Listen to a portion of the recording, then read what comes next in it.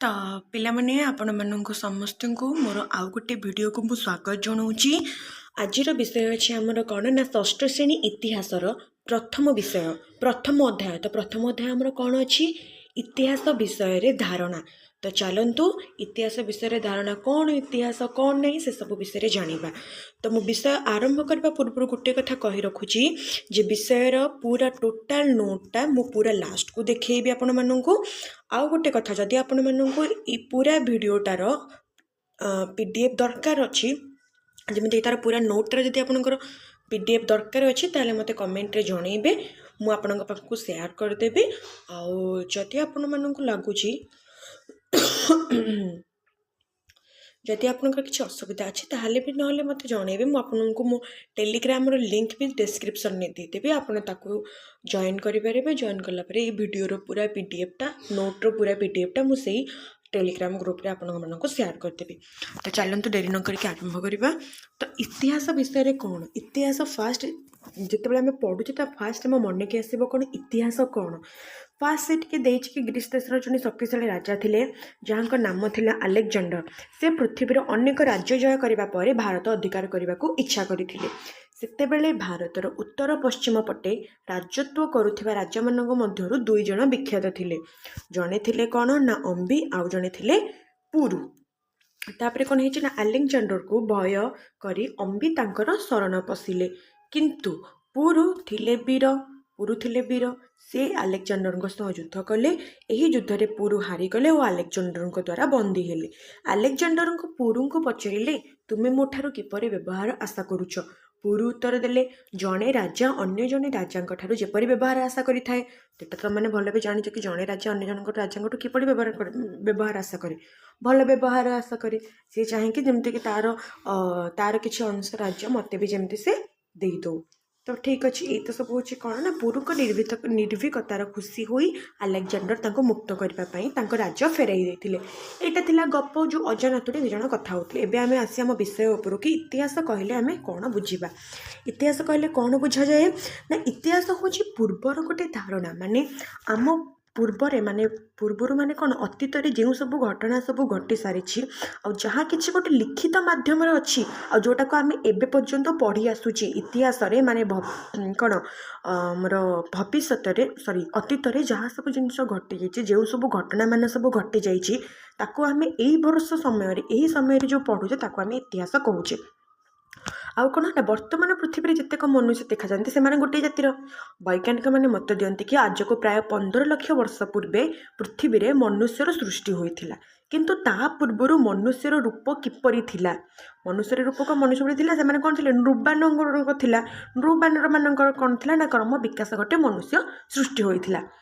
ତ ବର୍ତ୍ତମାନ ପୃଥିବୀ ପୃଷ୍ଠରେ ସେହି ପ୍ରକାର ନୃବାନର ନାହାନ୍ତି, କାହିଁକିନା ନୃବାନରମାନଙ୍କର କ୍ରମ ବିକାଶ ଘଟି ଆମେ ମଣିଷମାନଙ୍କର ସୃଷ୍ଟି ହୋଇଛି। ସେ ଜାତିର ଗିବନ, ଓରାଙ୍ଗୋଟାଙ୍ଗ, ଗରିଲା ଓ ସିମ୍ପାଜି ମାନେ ଏବେ ପୃଥିବୀରେ ଦେଖାଯାଉଛନ୍ତି।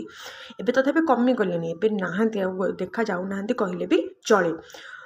ଗରିଲାର ଦେହରେ ଗଠନ ଭଳି ମନୁଷ୍ୟର ଦେହର ଗଠନ ହୋଇଛି। ତ ଜାଣିଛ ଗରିଲାର ଠିକ୍ ଯେମିତି ଗରିଲା ଦେଖାଯାଉଛି, ତ ଠିକ୍ ତାରି ଭଳିଆ ତାର ଯେଉଁ କ୍ରମ ବିକାଶ ଘଟି ମନୁଷ୍ୟମାନଙ୍କର ସୃଷ୍ଟି ହୋଇଛି। ଏହାଛଡ଼ା ସିମ୍ପାଜିର ବୃଦ୍ଧି ସହିତ ମନୁଷ୍ୟର ବୃଦ୍ଧି ମେଳ ଖାଇବାର ମଧ୍ୟ ଦେଖାଯାଇଛି କିମ୍ବା ଲକ୍ଷ୍ୟ କରାଯାଇଛି। ତାପରେ କ'ଣ ଦେଖିବା ନା ମନୁଷ୍ୟମାନଙ୍କର ସାଂସ୍କୃତିକ ଧାରା ଅତି ପ୍ରାଚୀନ।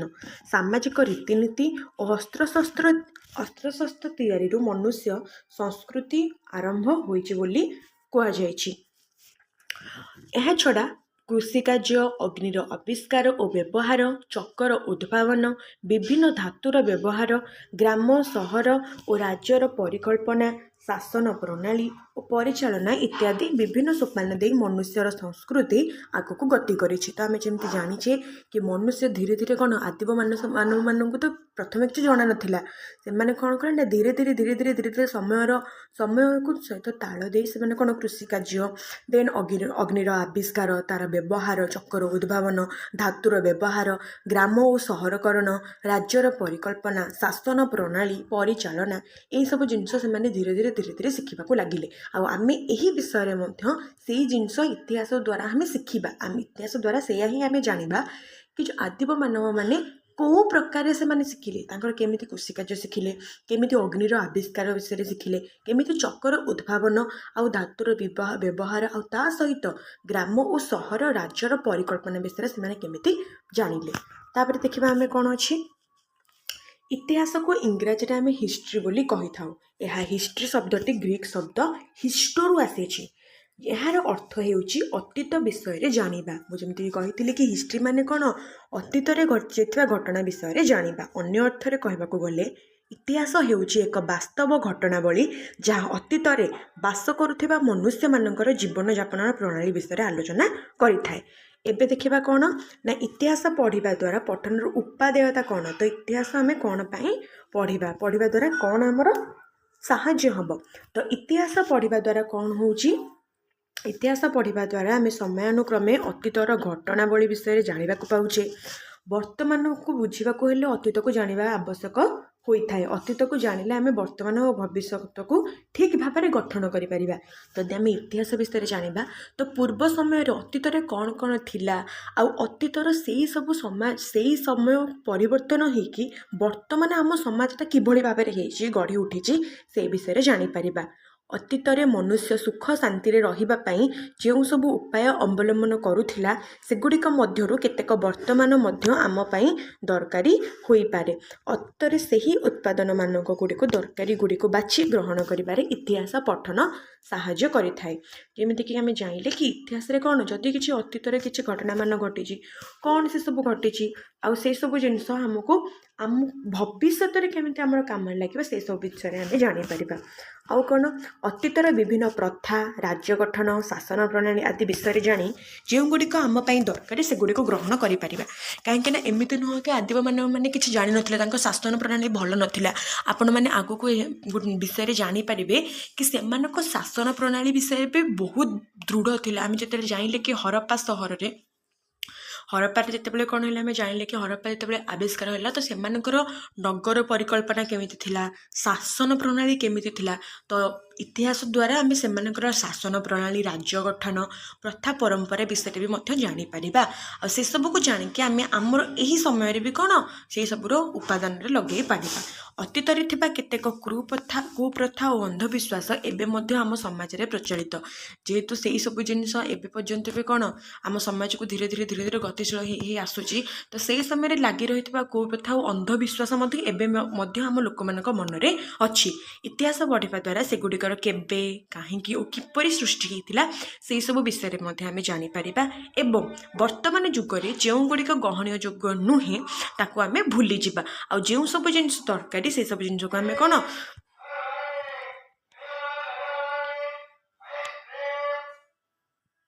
ଲଗାଇ ପାରିବା। ତେଣୁ ଇତିହାସ ପଢ଼ିବା ଦ୍ୱାରା ଆମର ଏହିସବୁ ଜିନିଷ ଆମର କ'ଣ ଆମେ ନିହାତି ଆବଶ୍ୟକ ଜାଣିବା ଦରକାର। ଆଉ ଏସବୁ ଜିନିଷ ଆମେ ଏବେ ଦେଖିବା ଇତିହାସର ଆଧାର ଗୁଡ଼ିକ କ'ଣ କ'ଣ ଥିଲା। ଇତିହାସ ଏକ କାଳ୍ପନିକ କାହାଣୀ ନୁହେଁ। କାଳ୍ପନିକ ମାନେ କ'ଣ, ଗପ ନୁହେଁ, ଏଇଟା ଗୋଟେ ସତ ଯାହାଦ୍ୱାରା ଏହା ପ୍ରମାଣ କରାଯାଉଥିବା ତଥ୍ୟ ଉପରେ ଆଧାରିତ। ଅନେକ ଗୁଡ଼ିଏ ପ୍ରାଚୀନ ଆଧାରରୁ ଆମେ ଇତିହାସ ସମ୍ପର୍କରେ ଜାଣିପାରୁଛେ।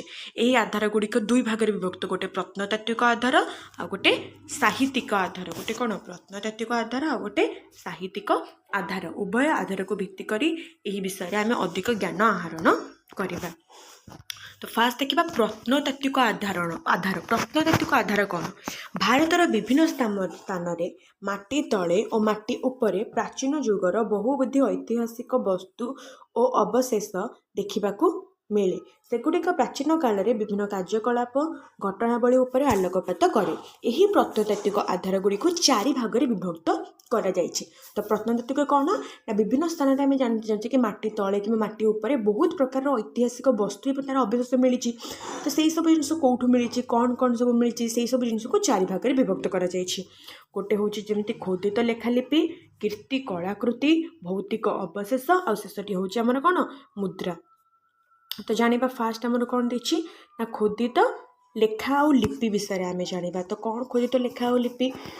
ଅତୀତର ବିଭିନ୍ନ ଘଟଣା, କାର୍ଯ୍ୟକଳାପ, ଶାସନ ପ୍ରଣାଳୀ, ସାମାଜିକ ପ୍ରଥା, ପରମ୍ପରା ଓ ଚଳଣି ଇତ୍ୟାଦି ମାଟିର ଟାଇଲ୍ ଓ ଇଟା, ତମ୍ବା ପଟା, ପଶୁ ଚମଡ଼ା, ଲୁଗା, ସ୍ତମ୍ଭ, ମନ୍ଦିର କାଠ, ପଥର, ଗଛର ପତ୍ର ଓ ଛାଲ ତଥା ତାଳପତ୍ରରେ ଲେଖାଯାଉଥିଲା। ତ ଅତୀତର ଯେଉଁ ଘଟଣା ସବୁ, କାର୍ଯ୍ୟକଳାପ ଆଉ ଶାସନ ପ୍ରଣାଳୀ ସବୁ କୋଉଥିରେ ଲେଖା ହେଉଥିଲା?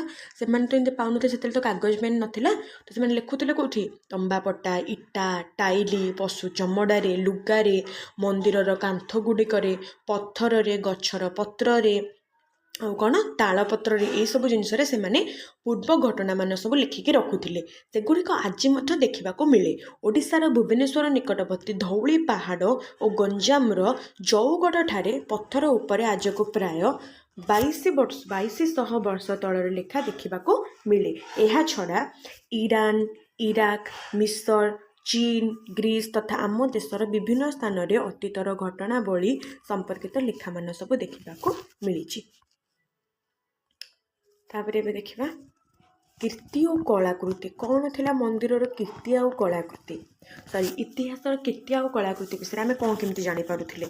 ଆମ ଦେଶରେ ଅନେକ ଐତିହାସିକ କୀର୍ତ୍ତି ତଥା ମନ୍ଦିର, ଦୁର୍ଗ, ରାଜପ୍ରସାଦ, ସ୍ତୂପ ଓ ମଠ ଇତ୍ୟାଦି ଦେଖିବା ଯାଏ। ଏସବୁର ନିର୍ମାଣ ସମୟ ଓ ନିର୍ମାଣକର୍ତ୍ତାଙ୍କର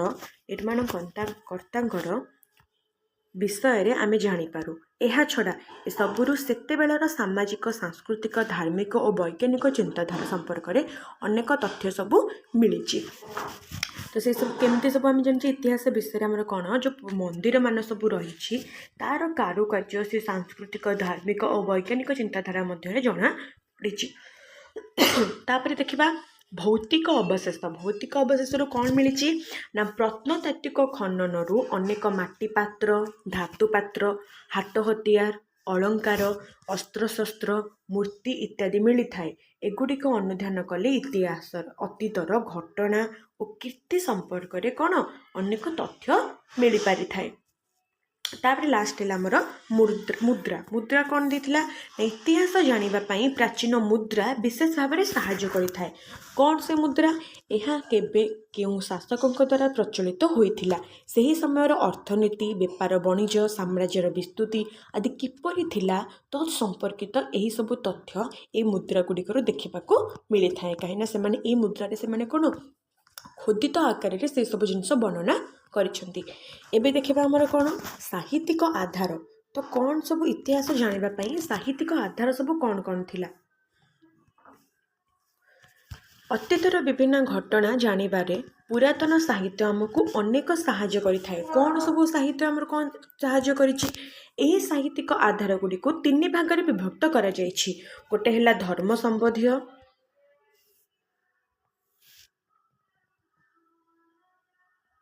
ଐକିକ ସାହିତ୍ୟ ଆଉ ପରିବ୍ରାଜକ ବିବରଣୀ।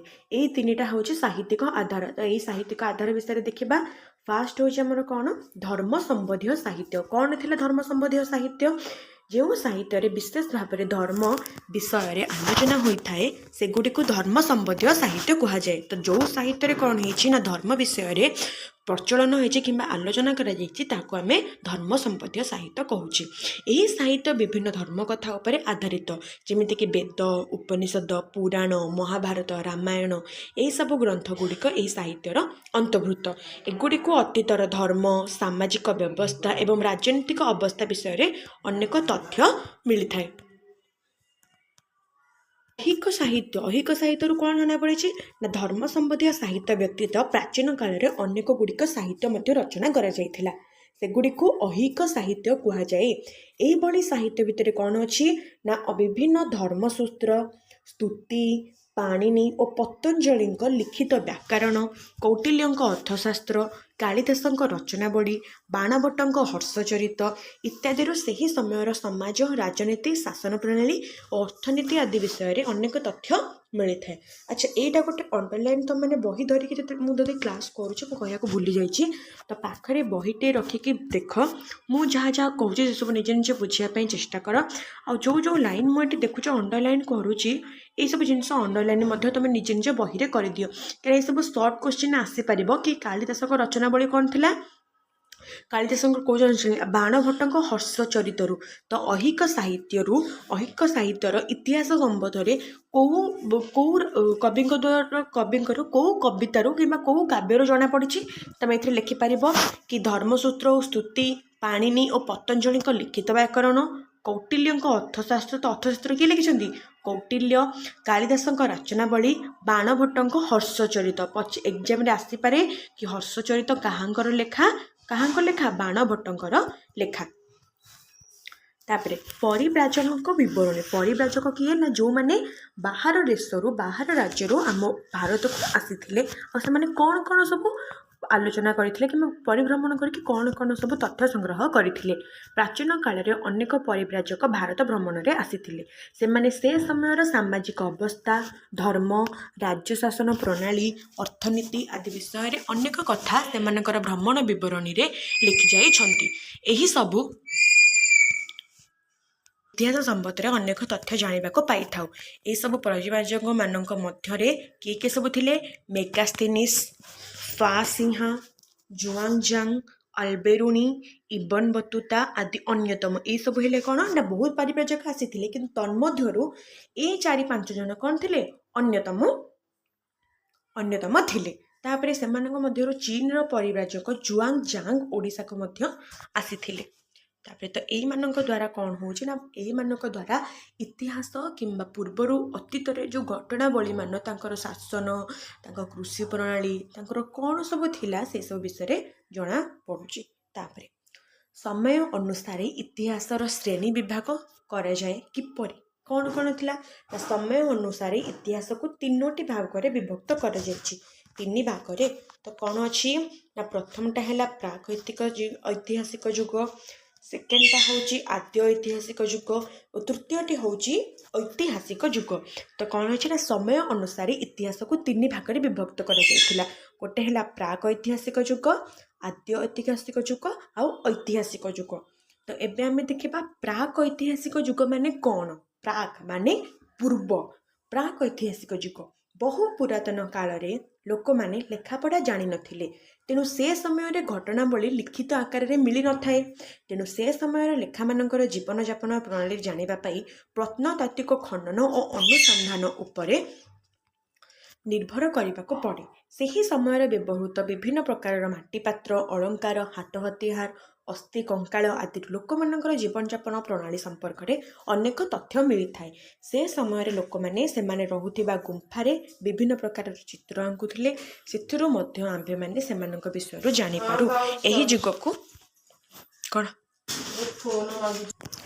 तो यही जुग को प्राक ऐतिहासिक युग कहुला। तो प्राक ऐतिहासिक माने पूर्व ऐतिहासिक युग। तो प्राक ऐतिहासिक युग रे कौन होता ना लोक मानकर तांकर चालीचलन कौ माध्यम जना पड़ता ना प्रत्नतात्विक खनन रु आ जहाँ सब से माने सेठारु संधान मिलता जमीक तांकर जो विभिन्न प्रकार माटीपात्र अलंकार अस्थि कंकाल हाथ हथियार आ से जीवन यापन प्रणाली यही सबुथिरु अनुमान करा जायछि कि सेते बेले समय आदिम मानव मानकर तांको चालीचलनी और तांको हावभाव किपरि भाव में थिला। तापरे आसीबा आद्य ऐतिहासिक युग। आद्य ऐतिहासिक युग माने कौन ना तार मझी भाग जो आदिम मानव मानकर प्राक हिला पूर्व मध्य भाग में आद्य भाग में कौन सब आद्य बा आरंभ जिते कौन जिते से नुआ नुआ आरंभ कले आद्य मान सरी मध्य नुआ आरंभ तो से कौन आद्यर से कौन कौन आरंभ कर कौ माध्यम कौन से माने आरंभ करके धीरे धीरे वंशवृद्धि करिबारे लागिथिले। मनुष्य लेखापढ़ा शिखिबा परे विभिन्न घटना को निजर लेखा द्वारा प्रकाश करि पारिला। एही समय को आद्य ऐतिहासिक युग कुहागला। तो जेबे कौन हेले ना मनुष्य माने धीरे धीरे लेखा आरंभ कले लेखा माध्यम सबू कौन निजर घटना को परिप्रकाश करने को आरंभ कले से समय को आद्य ऐतिहासिक युग कहुए। यही लेखा गुड़िक सीमित एवं सेथिरु केतेक लेखा को पढ़ा संभव हो पारि नाही कहीं ना जेहेतु से कौन थिला लिपि नथिला तो लेखा पूर्व तो लिपि जाना दरकार। तो एमाने जितके जहाँ जानिले से मतरे से कौन तांको भाषा किसी लेखालेखि करुले जो पाऊले जमीक मुझे कहली किसी खंबरे गछर पत्रे तालपत्र ये सब जिन लेखालेखि करुले। तेणु यही समय घटनावली जानवाक हेले लेखागुड़िक सहित प्रत्नतात्विक खनन और अनुसंधान उपर निर्भर करने पड़े।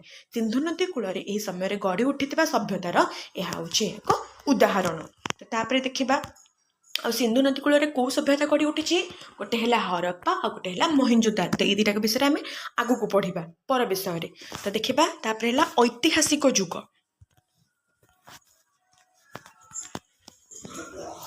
ନା ଲେଖାର ଧୀରେ ଧୀରେ ଉନ୍ନତି ହେବା ପରେ ମନୁଷ୍ୟ ବିଭିନ୍ନ ଘଟଣାକୁ ପଥର କାନ୍ଥ, ଖମ୍ବ, ତମ୍ବା ପଟା ବା ତାମ୍ର ଫଳକ, ତାଳପତ୍ର, ମାଟିପାତ୍ର ଇତ୍ୟାଦି ଉପରେ ଲେଖିପାରିଲା।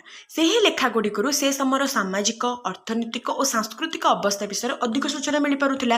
ତ ଏହି ସମୟକୁ କ'ଣ କୁହାଯାଉଥିଲା ନା ଐତିହାସିକ ଯୁଗ ବୋଲି କୁହାଯାଉଥିଲା। ତ ଯେଉଁ ସମୟରେ ସେମାନେ ଲେଖାରେ ଉନ୍ନତ ମାନର ଲେଖା ଲେଖିକି ବିଭିନ୍ନ ପ୍ରକାର ଜାଗାରେ ଲେଖା ଲେଖି କରୁଥିଲେ ଓ ତାଙ୍କର ସାମାଜିକ, ଅର୍ଥନୈତିକ ଓ ସାଂସ୍କୃତିକ ଅବସ୍ଥା ବିଷୟରେ କ'ଣ ଅନ୍ୟମାନଙ୍କୁ ସୂଚନା ଦେଉଥିଲେ, ସେହି ସମୟକୁ ଐତିହାସିକ ଯୁଗ ବୋଲି କୁହାଯାଉଥିଲା। କିନ୍ତୁ ଏହି ଲେଖା ଗୁଡ଼ିକ ଅତି ପୁରୁଣା କାଳର ହୋଇଥିବାରୁ ଏଗୁଡ଼ିକ ମଧ୍ୟରୁ ଅନେକ ନଷ୍ଟ ହୋଇଯାଇଛି। କାହିଁକିନା ଇଏ ତ ବହୁତ ବର୍ଷ ତଳର କଥା ଆମେ କଥା ହେଉଛେ। ତ ସେଥିପାଇଁ କ'ଣ ହେଇଛି ନା ସେଥିମଧ୍ୟରୁ କିଛି ଲେଖା ମଧ୍ୟ କ'ଣ ହେଇଛି, ମିଟି ଯାଇଛି। ତ ଏବେ ଦେଖିବା ଭାରତର ଭୌଗୋଳିକ ଅବସ୍ଥା ସହ ଇତିହାସର ସମ୍ପର୍କ କ'ଣ। ଭୌଗୋଳିକ ଅବସ୍ଥା ସହିତ ଇତିହାସର ସମ୍ପର୍କ ଏଠି କ'ଣ ରହିଲା। ପୃଥିବୀର ଉତ୍ତର ଗୋଲାର୍ଦ୍ଧରେ ଭାରତ ଅବସ୍ଥିତ। ତ ଏଠି କ'ଣ ଦେଇଛି ନା ପୃଥିବୀର ଆମର କ'ଣ ଉତ୍ତର ଗୋଲାର୍ଦ୍ଧରେ ଆମର କ'ଣ ଭାରତ ଅବସ୍ଥିତ। ଏହା ଏସିଆ ମହାଦେଶର ଦକ୍ଷିଣ ଉପକୂଳରେ ପ୍ରାୟ ମଧ୍ୟ ଭାଗରେ ଅବସ୍ଥିତ।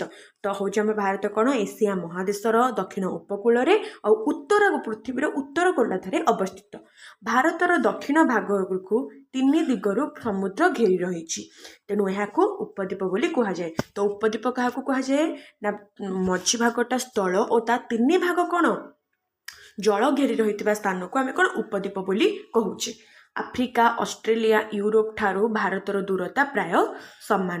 ପ୍ରାଚୀନ ସଭ୍ୟତାର ବିକାଶ ଘଟିଥିବା ଦେଶଗୁଡ଼ିକ ଭାରତର ସୀମାକୁ ଲାଗି ଏବଂ ଭାରତଠାରୁ ଅନତି ଦୂରରେ ରହିଛନ୍ତି। ଏହିସବୁ ଦେଶ ମଧ୍ୟରେ ଭାରତର ଉତ୍ତର ପୂର୍ବ ସୀମାରେ ଚୀନ, ପଶ୍ଚିମରେ ଇରାନ ରହିଥିବା ବେଳେ ଇରାକ, ଇସ୍ରାଏଲ, ମିଶର, ଗ୍ରୀସ ଆଦି ଦେଶ ଆମ ଦେଶଠାରୁ ଅନତି ଦୂରରେ ଅବସ୍ଥିତ। ନା ଭାରତର ପ୍ରାକୃତିକ ବିଭାଗ। ତ ଭାରତକୁ କେତେ ଭାଗରେ ଭାରତର ପ୍ରାକୃତିକ ଗଠନର ବିବିଧତାକୁ କେତେ ଭାଗରେ ବିଭକ୍ତ କରାଯାଇଛି ନା 6ଟି ଭାଗରେ। କେତେ ଭାଗରେ?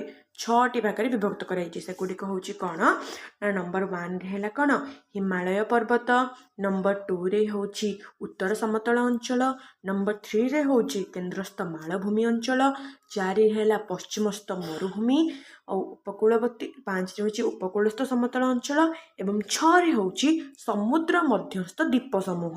ଏଗୁଡ଼ିକ ମଧ୍ୟରୁ କେନ୍ଦ୍ରସ୍ଥ ମାଳଭୂମି ଓ ପଶ୍ଚିମସ୍ଥ ମରୁଭୂମି ଯଥାକ୍ରମେ ବୃହତ୍ତମ ଓ କ୍ଷୁଦ୍ରତମ ପ୍ରାକୃତିକ ଅଞ୍ଚଳ।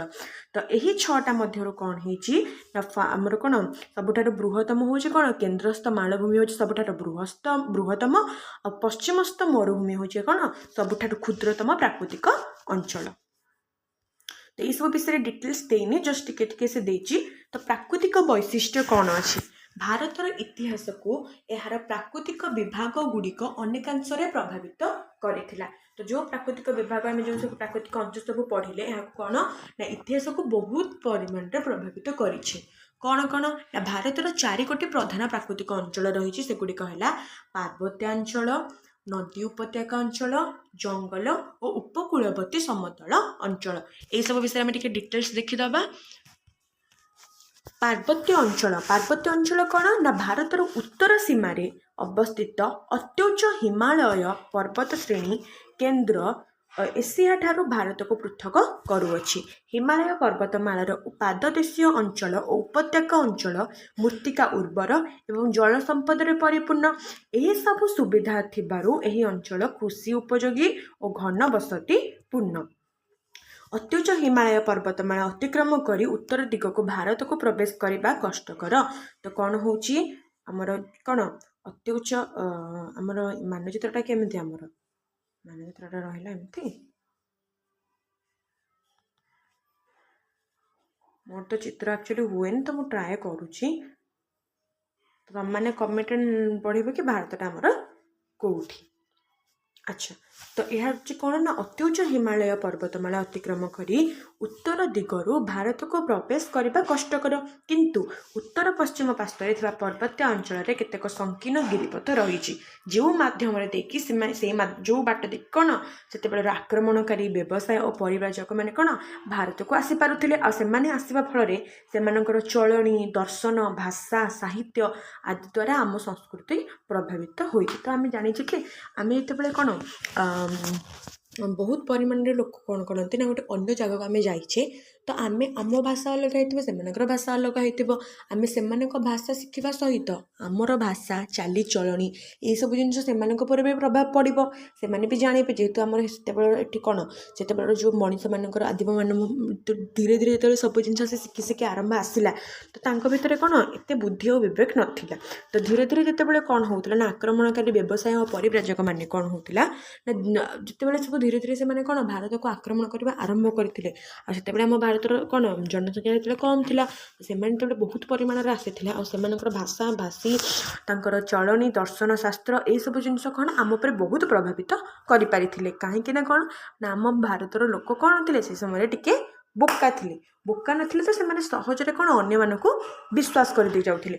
तो ये देखा कौन नदी उपत्यका समूह नदी उपत्यका समूह कौन ना आम देश हिमालय पार्वत्य अंचल और दक्षिण भारत मालभूमि मध्य एक विस्तीर्ण समतल अंचल पूर्व पश्चिम हो लंबी रही सिंधु गंगा ब्रह्मपुत्र आदि चिरस्रोता नदी गुड़िकर पटुमाटी द्वारा यही समतल अंचल सृष्टि होइछि।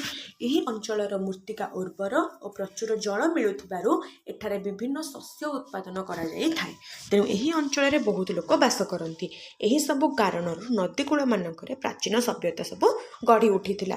तो से मैंने कौन जिते मनीष मैंने आदिम मनीष मैंने कौन करते धीरे धीरे जाइले कि कौन गोटे मंजी पड़ा द्वारा कौन से गछ मंजी बाटे पोती हो से पानी बाजिया द्वारा से गछ सृष्टि है। तो तापर से धीरे धीरे धीरे धीरे कौन कले ना चाष कार्य करने आरंभ करते कौटी बाछिकी ना नदीकूलिया अंचल सब बाछिकी से चाष कार्य आरंभ करते परठू से कौन करते परठू से कौन स्थायी बसवास करने को आरंभ करते।